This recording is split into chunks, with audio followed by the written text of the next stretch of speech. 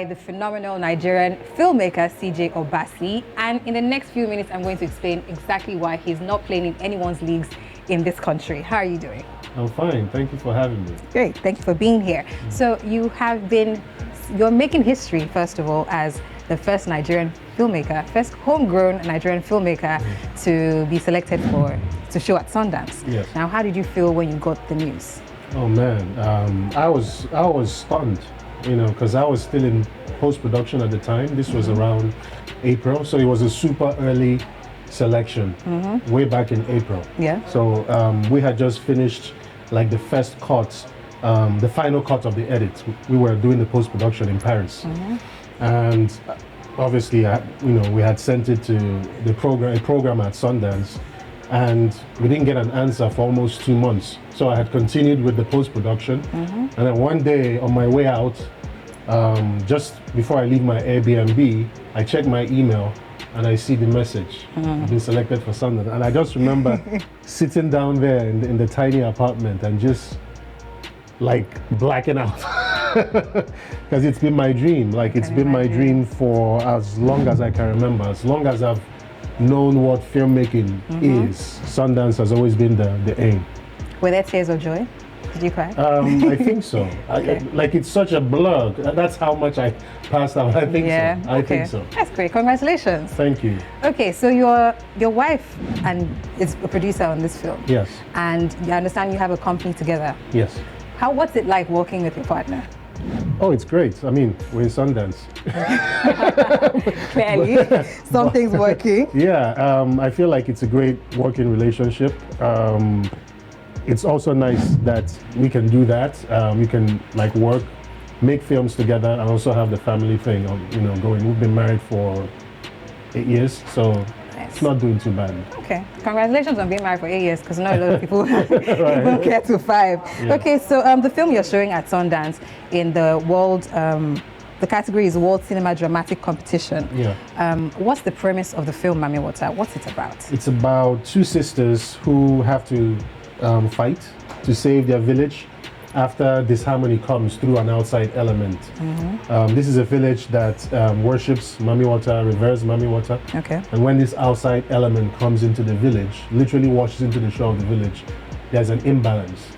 And this leads to chaos in the village. And then these 2 sisters must form an alliance in order to restore the glory of Mami Water back to the people.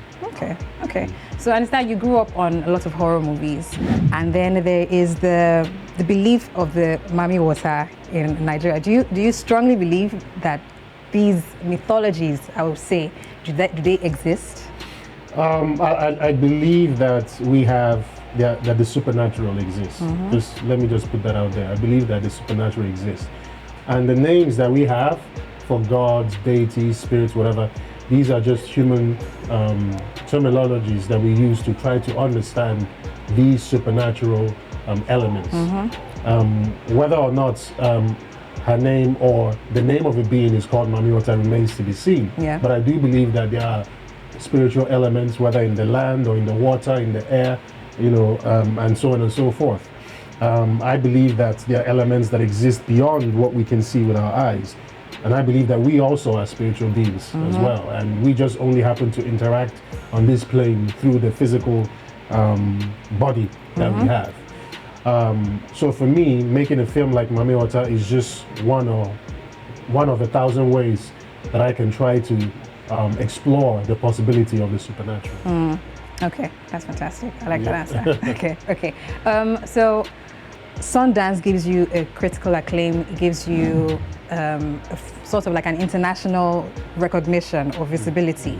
So if we're talking about funding or profits per se, that doesn't exactly give you profit, does it? Like showing at Sundance doesn't exactly pay you, except you win, of course. Not necessarily. I mean, like only one film, 1 or 2. Only like the grand prize. So being at Sundance is the prize. Yeah. Right? Okay. Being at Sundance is the prize, and it's like the largest independent market in the world, and so everybody comes there. Like literally everybody all the buyers, all the studios, everyone comes there. If the executives themselves are not there, which they usually are, they are sending their second in command. So Sundance is where you want to be. If you really want to talk business and you want to make those deals that really translate to actual money and actual funds and cash, and just for the rest of your career, you know, like pretty much every filmmaker that we know today, not all, but most of the filmmakers we know today that is dominating, you know, as far as the global mainstream space, probably, you know, 1 in 5 or 5 in 10 had their start at Sundance. Okay. So what's it like funding an independent project? Oh, it's tough. You know, it's tough. And for a film that, for a film like Amiola, it's probably even tougher because it's not, there's no precedence for it. So you really have to put your own skin in the game. Like if we didn't put down our own money, I don't know if it would have been possible to find the other funders that we found. I think at some point you have to decide how bad you really want it. Yeah. Yeah. Okay, and you really wanted it bad. I'm very proud of you, and I'm happy that you have stuck to what you believed in, and then it's taking you this far. So now there's a lot of focus on Africa and our original stories, and there's conversation about international funding, but still keeping our stories true. What's your take on this? Like, is there a balance? Is it actually possible for our stories to stay true, but still be international? I've always been an evangelist for that. So like even from my first feature film, it's what essentially you would call a zombie film, but it's a zombie film rooted in the specificity of Nigeria. And so I've always been an advocate for that. Like when I used to talk about that, people used to say, oh, he makes festival films. Or, you know, like not in a complimentary way, almost like a racial slur, if you may. But now the tide is changing, and people are beginning to realize that, you know, you can make genre film with the specificity of your local storytelling, local culture, local spirituality, and it will travel. And guess what? That's what everybody else has been doing, except us. So, you know, we're just starting to catch up. But yeah, I mean, cinema is a universal language, first of all. So the craft of cinema is something that once you start to understand it for yourself and how to bring your own specific voice and storytelling, narrative and style and aesthetic to that cinematic language that already exists for everyone to enjoy, you will definitely make a film that translates to a global audience. Yeah, I agree. Definitely agree with that. So you've won an AMVCA. You've won Twice. My bad. You won 2 AMVCAs, and you've won an AFRIF award, and then now Sundance. Now we are going there. Okay. And then now there's the Sundance recognition. And what's next? I feel like your trajectory just keeps going up and up and up. So what next? There's a few things next. I don't know how much of it I'm allowed to reveal, but there's a lot of fun stuff in the pipeline. A lot of projects, film, TV. I haven't done my TV show yet, and that's still coming. I can't talk about that, unfortunately, but it's something that it's going to be exciting. Hold our breath and wait. Okay, so how do people get to see Amiola eventually? I mean, how can people watch it if they wanted to? Oh yeah, so shout out to Film One Distribution. They are the ones distributing across Africa. And so we're going to have like a nationwide cinematic rollout in the coming months.